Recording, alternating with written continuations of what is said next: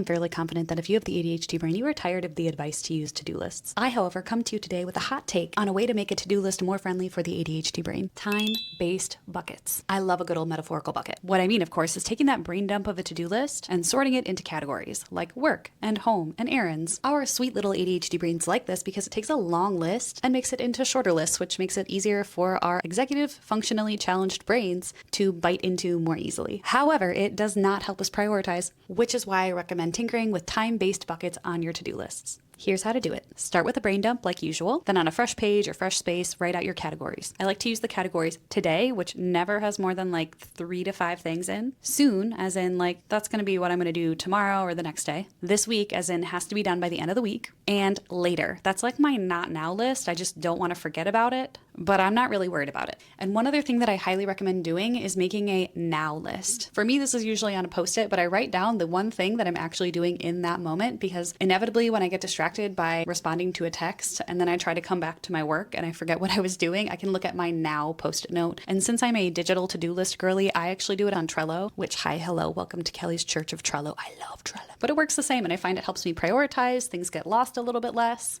And I always recommend put less on the today list than you think you can get to. Because don't forget, your sweet little brain is also a little time blind. Okay, and if that was helpful, follow along because all I do here is ADHD support. If you want some digital downloads or information about ADHD coaching, visit the link in my bio.